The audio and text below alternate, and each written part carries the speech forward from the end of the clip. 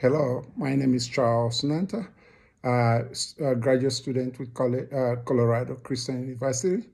I'm about to present social change initiatives and visionary leaders' impact.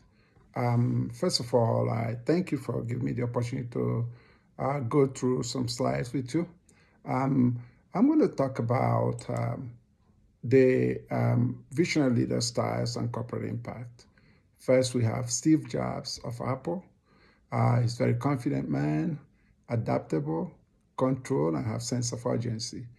Bill Gates of Microsoft, very focused, with big picture, creative, caring, educational, and passionate about his what he did.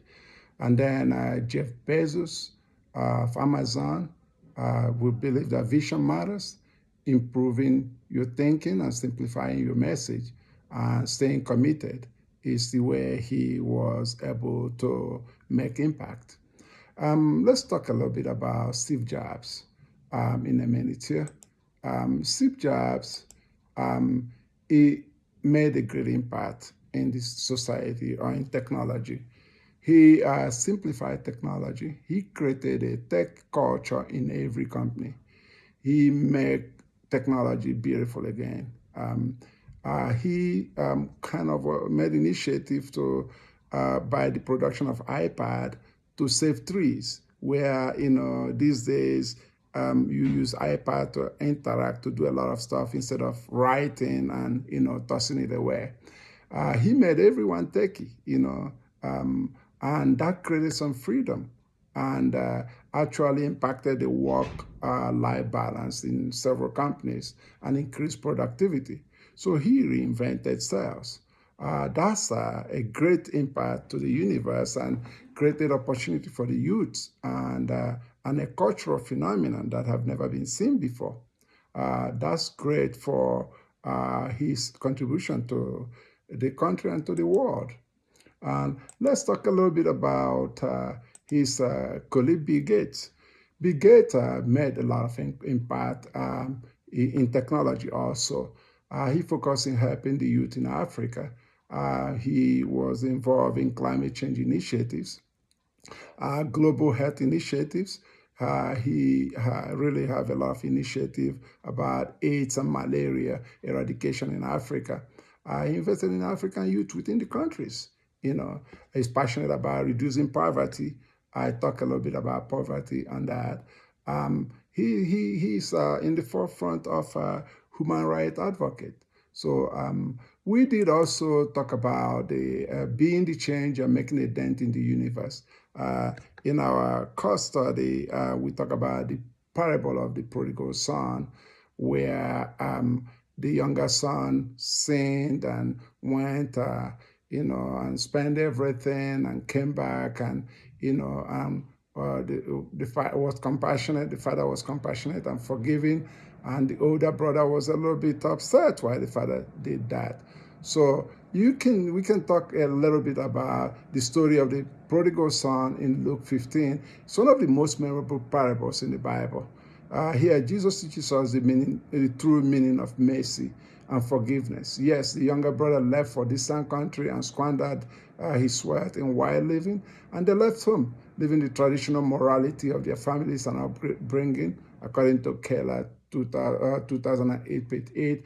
The parable is always the story and the reality of the Father's love for us. He's the only capable of choosing to give 100% in his spirit to meet us. His love for us is excessive. His love for us is extravagant. His love for us is reckless. Through hills and valley, miles and miles apart, he sees us turn around and he runs to us. That's how God loves us. That's how Christ loved us and gave us grace. So let's go back to some of the criticism of these changes, this impact, these transformational leaders. I'm going to talk a little bit about the impact of the weakness of somebody like Steve Jobs. He came across as arrogance. That's what the perception was. Arrogance. Job was proud of what he what he was doing and was confident of his management style. He was a demanding perfectionist with an aggressive and demanding personality. That might come to people or some people off as arrogance. He was result driven, and you see, he was focused on task and organizational performance rather than, people's feeling. He listened to employees' ideas and disregarded their feelings. So at that time, at his time, that was okay. He was focused to make a difference.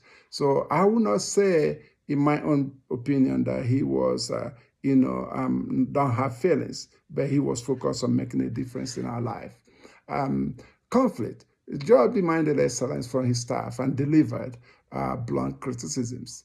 He did not conform to what was the right thing, according to the perception, to do in the field of business. He uses conflict to stimulate innovation. At the same time, people thought of Bill Gates as arrogance. When a person is passionate and knowledgeable about a subject, there is a fine line between cockiness and arrogance. That's my own belief. He was result driven. Most transformational leaders look for outcome over process. Bill Gates was the type of person who ignored the logical step of progression sometimes. He's exception to the rule in this instance. He doesn't always do that. But he avoided conflict. Transformational leaders want to get people on the same page. The goal is to have the entire team focus on reaching a specific goal, mission, or vision. Bill Gates, when pushed back after a hard pushback, will often avoid conflict rather than confront the situation head on. So, yes, the art of conflict made him uncomfortable. So he didn't want to confront or be in conflict, just like Steve. So those are the things that we have to look at. Jobs used a form of conflict known as substantive conflict to stimulate innovation. Stated in our test in Scandora 2019. So let's look at what courage is. Cultural impact transformative a message to the youth: do what you love, be the difference, and make a dent in the universe. Creativity is connecting things. Master the message and be a great experience. Set dreams and not product. Deuteronomy 31:6 about courage. Be strong and courageous. Do not be afraid or terrified because of them. For the Lord your God goes with you. He will never leave you nor forsake you. Then we talk about, remarkably, God gave us grace through his son, Jesus Christ. He's the omnipotent. According to Psalms 103:13-14, New NIV, as a father has compassion on his children, so the Lord has compassion on those who fears him. For he knows how we are formed. He remembers that we are dust. The prodigal son discussion brought the word to basis for me. The parable is always a story and the reality of the Father's love for us. He is only capable of choosing to give 100% in his spirit to meet us. His love for us is excessive. His love for us is extravagant. His love for us is reckless. He's conforming it to know that God records all our tears and all our struggles. How good to remember God's invitation to cast all your cares upon him, because he cares for you. 1 Peter 5:7 says it all. Sympathy suddenly shows thoughtfulness and means that one is feeling sorry for another's hurt. There is emotional distance in this. I have also seen sympathy given for so long that it transforms itself slowly into apathy. So seeing all this, man, I'm so glad and blessed to be a student of the Colorado Christian University. You look at the corporations that made a difference. Colorado Christian University, one of them. And I can share a little bit of what I know about the school. It gave me align my values. Academic institution allows me to align my Christian worldview to workforce activities and leadership. You can transcend that to other companies like USAA, whose adherence to military core values, with exceptional member service to military and family members. Um, they are original inventors of mobile deposit. JP Morgan Chase took financial technology to another level with global secure outlook, inspiring innovation and engaging young minds. Now, the world's largest wealth management corporation, Bank of America, again, online banking growth in the financial industry, getting youth the development opportunity to make a difference. Wells Fargo, embedded in the communities than any other financial institution in the country.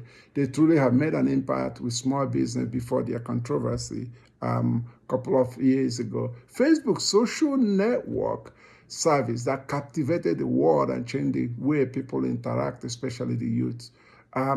Wow, I cannot say more than being thankful to the Lord for giving me the discipline and the challenge to take it head on, and finishing on my master's degree on organizational leadership in Colorado Christian University.